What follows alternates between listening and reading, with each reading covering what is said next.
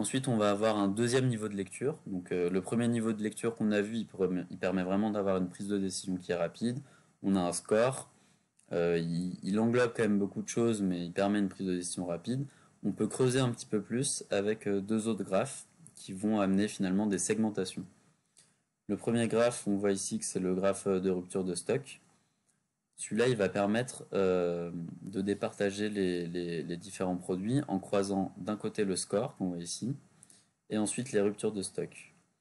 On va voir apparaître finalement une segmentation en 4 parties. Ici, en vert foncé, on a les références qui ont à la fois très bien fonctionné, mais qui, malgré tout, ont été ruptées plus de fois que la moyenne. Donc ça, c'est vraiment des références qui ont cartonné. Elles ont été victimes de leur succès en quelque sorte, puisque elles ont très bien marché, malgré le fait qu'elles aient été ruptées. En dessous, on va retrouver des références qui ont un peu moins performé, mais qui, elles aussi, ont eu des ruptures assez importantes. Donc ça, c'est une catégorie qui est assez intéressante parce que on va pouvoir vraiment analyser et se dire que les références auraient mieux fonctionné si elles n'avaient pas été aussi ruptées que ça. Comment est-ce qu'on peut avoir une très bonne performance alors qu'on a été en rupture? On peut avoir une très bonne performance alors qu'on a été en rupture parce que toutes les autres tailles qui ne sont pas encore ruptées se sont très bien vendues. Et c'est pas parce qu'on a certaines ruptures sur certaines tailles que finalement ça va empêcher les autres tailles de bien se vendre. Par contre, ce qu'on peut se dire, c'est que si les tailles qui ont été ruptées ne l'avaient pas été, eh ben, elles auraient sûrement été encore plus vendues. Donc la part de vente au niveau de la quantité du CA aurait été encore plus importante, et donc le score de quantité de CA et donc le score de performance aurait été plus important. Mais là, on a quand même des références qui, malgré des ruptures sur des tailles, ont un score de performance qui est au-dessus de 50. Donc ça veut dire qu'elles ont mieux fait que les autres produits de leur catégorie, tout en ayant été plus ruptées que la moyenne sur certaines tailles. Par contre, pour les références qui sont un petit peu en dessous, là on peut se dire bah c'est quand même des références qui sont performantes puisque sans ces ruptures, même si elles sont pas au niveau des autres qui ont très bien marché malgré les ruptures, on peut très bien se dire que sans les ruptures de stock, elles auraient quand même mieux performé et donc elles auraient sûrement dépassé les 50. Donc ça, c'est aussi à la chef de produit avec sa connaissance métier de se dire bah je considère quand même que ces références-là vont être performantes. En haut à gauche, on a des références en vert clair, donc ça c'est tout simplement des références qui ont bien fonctionné sans être ruptées. Donc il n'y a pas vraiment d'analyse à faire, c'est simplement des références qui ont fonctionné et elles n'ont pas été ruptées.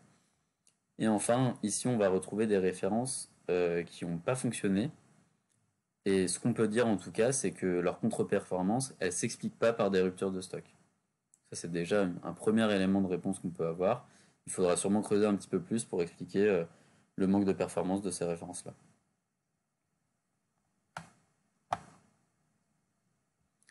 Un deuxième niveau de lecture qui va apporter une deuxième segmentation, c'est de croiser le score avec le nombre de visites qui est réalisé sur la page du produit sur le site internet.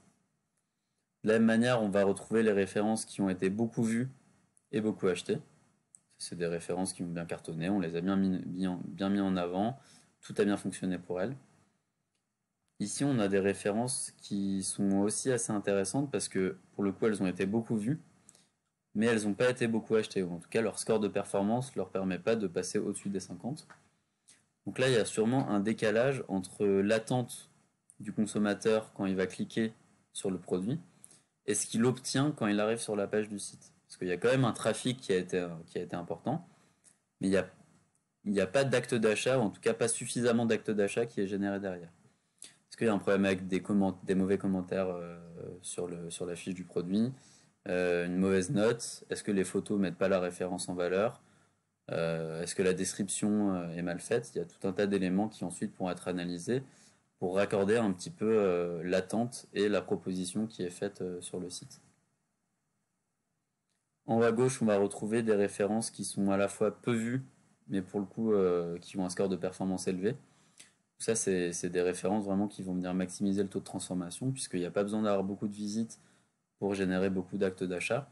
Donc c'est vraiment des références qu'il faudra mettre en avant, sur lesquelles on peut faire un petit effort marketing, parce qu'on sait que derrière, le taux de transformation va être bon.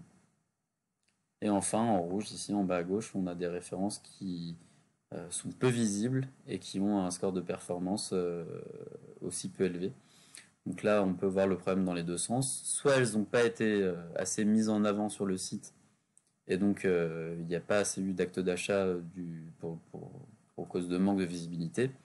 Soit elles ont quand même été mises en avant de la même manière que les autres références, mais c'est tout simplement qu'elles avaient été peut-être mal designées ou peut-être sorties au mauvais moment, ce qui fait qu'il n'y a pas eu beaucoup d'actes d'achat sur ces références-là. Donc c'est pas là qu'on met son effort en priorité. C'est ça. Et quand on sélectionne un produit, on peut le voir toujours à côté, c'est ça? Alors en fait, ici on a une vue qui est synthétique. On va avoir une espèce de résumé. On va vraiment voir les meilleures références dans leur catégorie ou les pires. Donc là, on a toutes les différentes catégories dont je vous ai parlé. Il n'y a pas l'écran, mais en cliquant sur une référence, on va voir s'afficher la photo de la référence également, avec d'autres indicateurs. Typiquement, pour le nombre de visites, on va avoir le taux de transformation, on va avoir la part de visite qui a été réalisée.